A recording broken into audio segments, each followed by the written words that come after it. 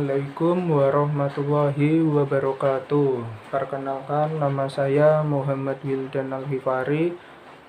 NIM saya 2205157100147. Saya dari Offering D2, Program Studi D4 Teknologi Rekayasa Otomotif, Departemen Teknik Mesin Universitas Negeri Malang. Di sini saya akan menjelaskan tentang kompresi irreversibel dan juga proses ekspansi.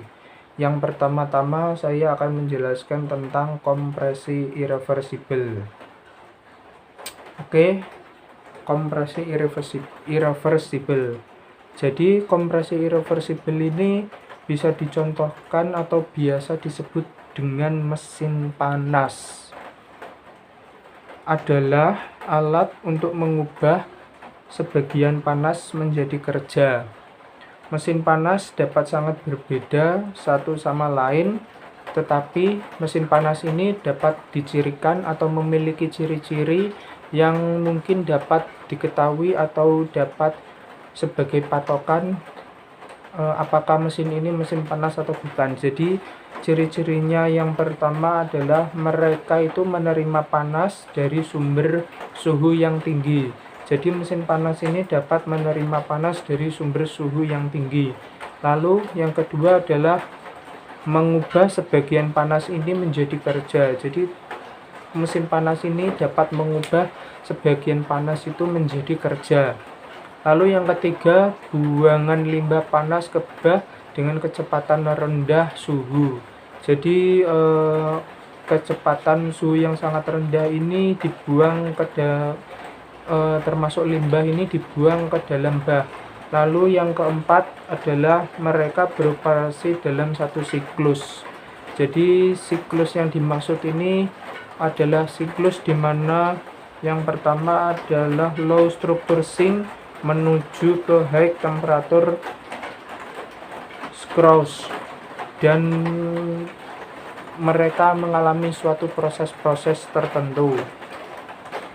Lalu mesin panas dan perangkat perputaran lainnya seringkali melibatkan fluida, di mana interaksi panas terjadi selama siklus. Fluida ini dikenal dengan fluida kerja. Jadi contoh dari mesin kalor sendiri adalah pembangkit uap. Lalu efisiensi termal. Kaut mewakili jumlah energi yang dibuang untuk menyelesaikan siklus yang tidak pernah nol. Oleh karena itu, kerja keluaran bersih akan selalu lebih kecil dari jumlah kalor masukan. Jadi, kaut ini memiliki jumlah energi untuk dibuang, tapi siklus atau suhunya itu tidak pernah nol. Oleh karena itu, keluarannya selalu bersih dan selalu lebih kecil. Dalam mesin panas, kerja bersih lingkungan diinginkan dan yang dibayar adalah panas yang disuplai ke fluida. Panasnya jadi disuplai menuju ke fluida, akibatnya efisiensi termal akan diberikan.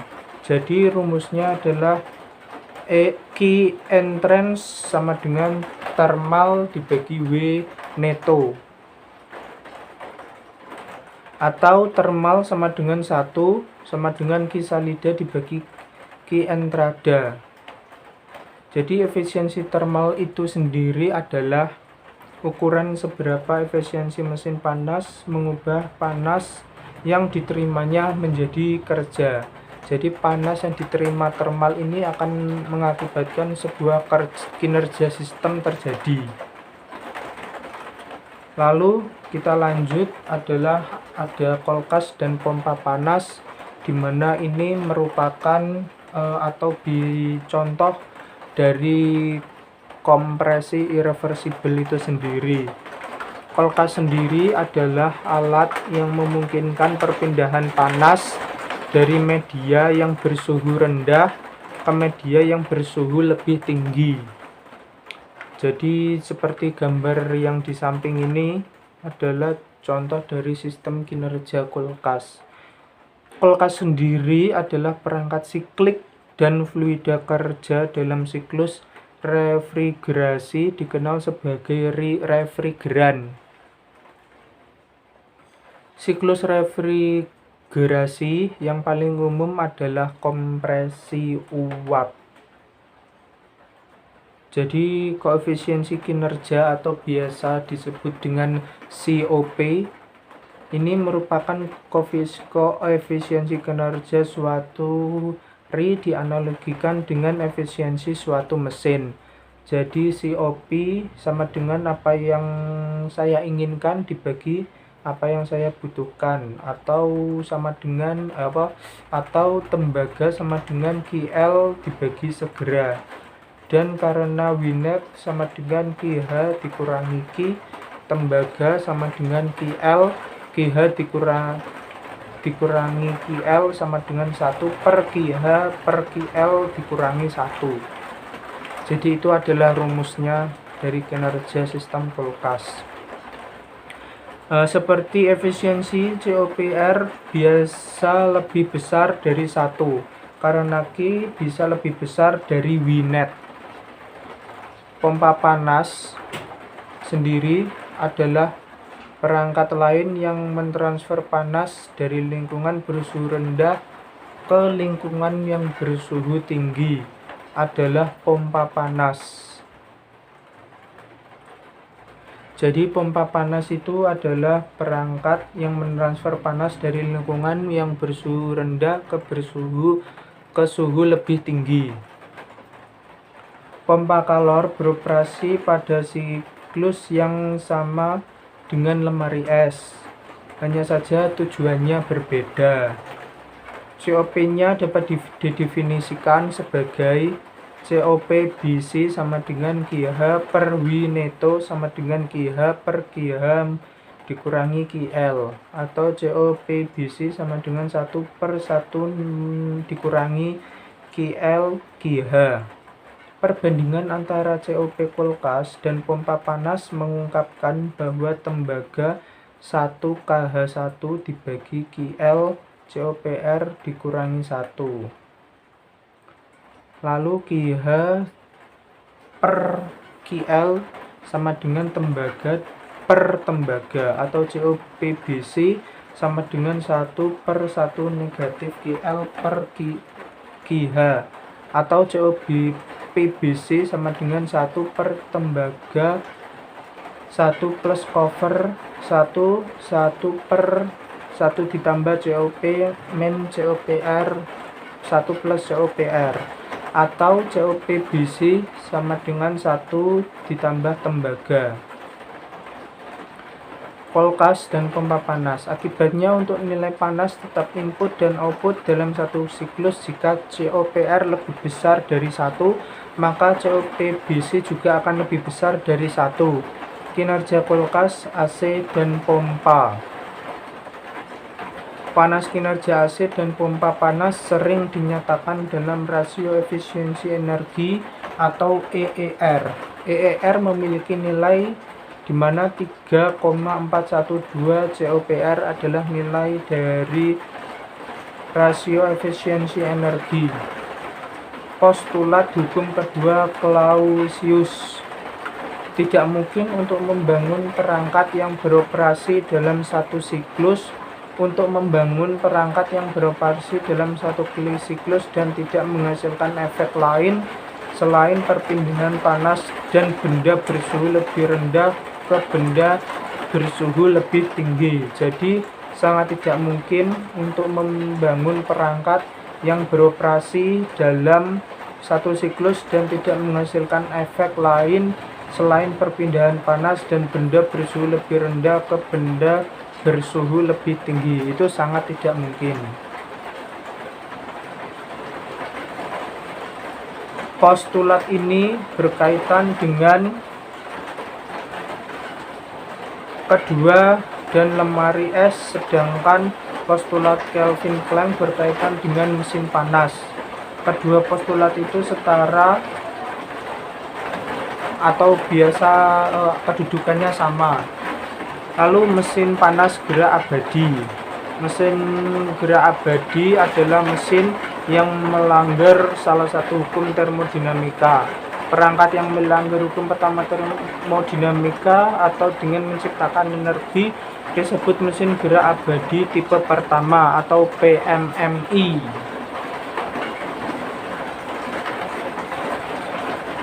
Jadi mesin gerak abadi perangkat yang melanggar hukum kedua disebut mesin gerak abadi tipe kedua atau PMM2. Proses irreversible didefinisikan sebagai proses yang dapat dibalik tanpa meninggalkan jejak di sekitarnya. Artinya sistem dan lingkungan kembali ke keadaan awal pada akhir proses reversible.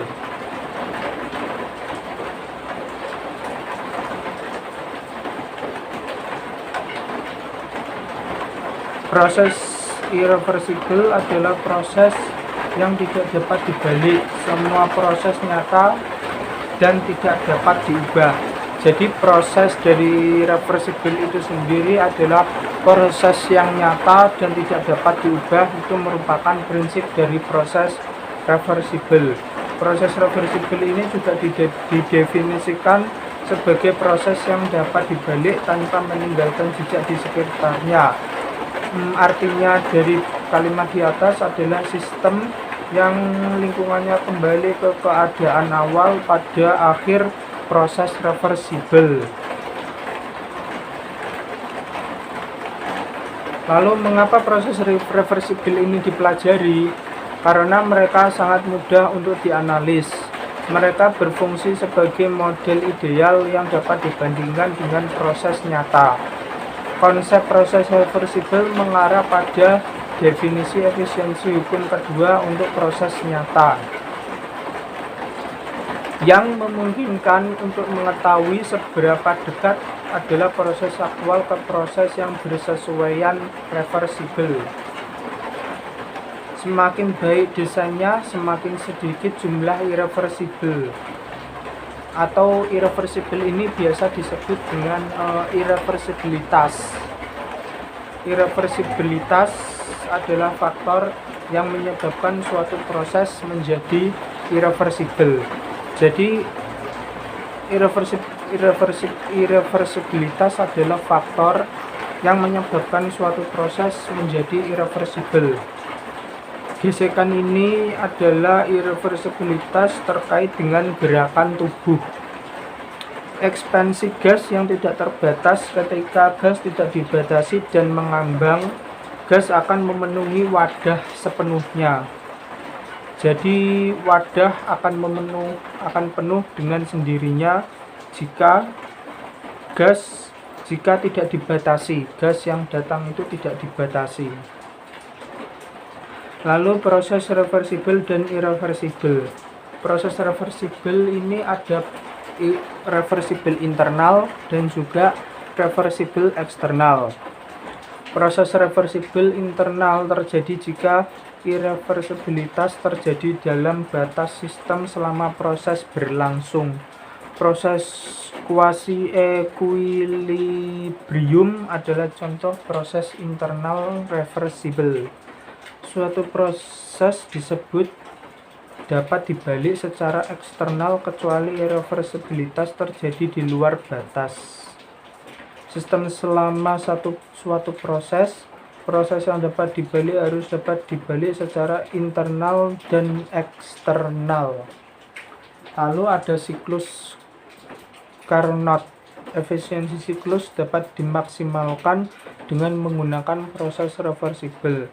Siklus reversible tidak dapat dicapai dalam praktiknya karena ketidakterbalikan yang terkait dalam sistem proses tidak dapat dihilangkan. Namun, siklus reversible memberikan batas atas untuk siklus nyata. Siklus Carnot adalah salah satu siklus reversible yang paling terkenal, sebuah ekspansi isotermal reversible. Ada contoh dari siklus Carnot adalah ekspansi adiabatik reversible, kompresi isotermal reversible, kompresi adiabatik reversible. Lalu prinsip Carnot. Prinsip Carnot adalah dua kesimpulan yang dapat dibuat mengenai efisiensi thermal dari proses reversibel dan irreversibel. Efisiensi mesin kalau reversibel selalu lebih rendah daripada mesin reversibel yang beroperasi di antara dua reservoir yang sama. Efisiensi semua mesin reversibel yang beroperasi di antara dua reservoir yang sama adalah sama. Melanggar salah satu dari kedua prinsip ini melanggar hukum kedua. Lalu mesin panas Carnot, mesin panas hipotesis yang beroperasi pada siklus Carnot reversibel disebut mesin panas Carnot. Efisiensi thermal dari setiap mesin panas reversibel atau reversibel diberikan. Sekian penjelasan atau presentasi dari saya. Saya mohon maaf jika ada salah kata atau pengucapan, mohon dimaafkan. Saya akhiri. Wassalamualaikum warahmatullahi wabarakatuh.